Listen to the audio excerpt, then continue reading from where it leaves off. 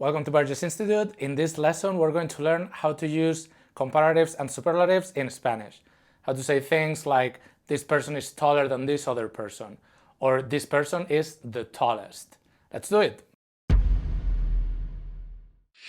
So, comparatives. Let's think for a second on how we use these comparatives in English. We really have two versions. For short ones, for one-syllable adjectives like tall, we usually add er at the end, and then we say than. So we say something like, Mary is taller than Peter.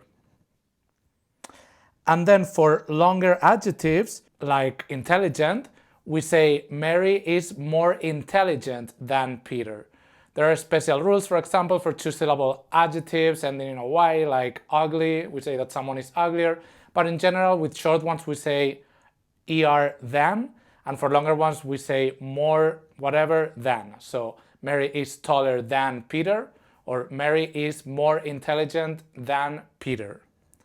In Spanish, we're going to use this formula. We'll say más with an accent on the A, the adjective, and then que instead of than. So for saying Mary is taller than Javier, we'll say María es más alta que Javier. And for being less something than, we'll just use menos instead of más. So Juan earns less money than Pedro. Juan gana menos dinero que Pedro. So taller than or more intelligent than, más alto que o más inteligente que. Less intelligent or less tall than, we'll say menos alto que o menos inteligente que. For better and worse, we have irregular ones, just like in English. We don't say more good or gooder, we say better. So A is better than B. In Spanish, that's going to be mejor que. So A es mejor que B. And worse than, same thing. We don't say more bad or badder in English, we say worse. So in Spanish, we'll say peor. So for saying A is worse than B, we'll say A es peor que B. Here we have some examples. Trabajar es mejor que estudiar. Working is better than studying, or literally to work is better than to study. New York pizza is better than LA pizza. La pizza de Nueva York es mejor que la pizza de LA. And then for saying that something is as adjective as, we'll use tan, adjetivo, como. So my sister is as happy as your sister. Mi hermana está tan feliz como tu hermana. We use this one with adjectives only. The other ones, we could also use them with nouns, like for example, Juan earns less money, Juan gana menos dinero.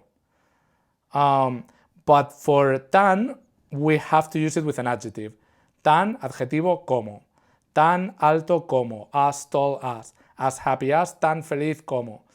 Peter is as tired as Mary, Peter está tan cansado como Mary. Mary is as beautiful as Paula, Mary es tan guapa como Paula, etc. And then we have tanto como for as much as or as many as. In English, we use much for uncountable things like salt, as much salt or as much money, and then as many for countable, like as many chairs, for example. In Spanish, we're going to use tanto, and let's see what it says here. It says when it relates to a verb, it's considered an adverb, so it doesn't change its number or gender. Also, in this case, there is nothing between tanto and como.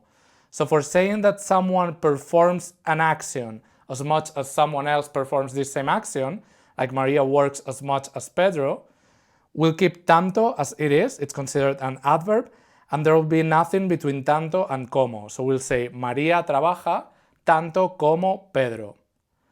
But when it relates to a noun, then it's considered an adjective, and it needs to be adjusted in gender and number.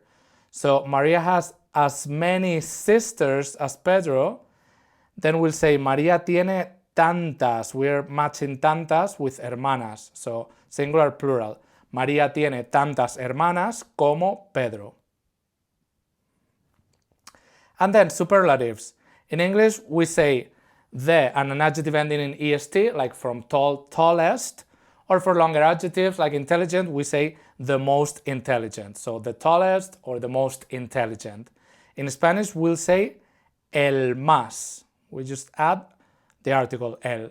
And then for the least, we'll say el menos. So for saying Maria is the tallest in her class, we'll say María es la más alta en su clase. We make it la for feminine, of course. El más for masculine, la más for feminine. So for saying Peter is the tallest in his class, we would say Peter es el más alto en su clase. And then Juan is the least experienced. Juan es el menos experimentado. And then for the best and the worst, again, in English they are irregular. We don't say the most good or the most bad. We say the best, the worst. In Spanish we have el mejor for the best and el peor for the worst. For saying I am the best, we'll say yo soy el mejor. For saying David is the worst lawyer in New York, David es el peor abogado de Nueva York. For saying Sarah is the best student in her class, we make it la for feminine, of course, so we'll say Sarah es la mejor estudiante en su clase. And we have a note here saying that for in New York, like in here, the worst lawyer in New York, we can say either el peor abogado en Nueva York or el peor abogado de Nueva York, like of New York. It's very common to phrase it like this in Spanish. Either version is fine. So here for in her class, we can say either de su clase or en su clase. Like Sara es la mejor estudiante en su clase o Sara es la mejor estudiante de su clase. You can use whatever you prefer. And then here we have an example, la familia de Juan, Juan's family. So this is what Juan says. He says, mi madre es más alta que mi padre y mi padre es más alto que mi hermano. Mi hermano es el menos alto. Mi abuelo es tan alto como mi abuela. Mi abuelo y mi abuela viven en Nevada y tienen muchos gatos y 2 perros. Mis padres viven en Vermont y ellos tienen menos gatos que mis abuelos, tienen 2, pero tienen más perros, tienen 3 y son muy grandes. Yo no tengo un perro o un gato. Mi hermana va mucho a Nevada y a Vermont para visitar a mis abuelos y a mis padres. Yo voy a Vermont y a Nevada a veces, pero no voy tanto como mi hermano.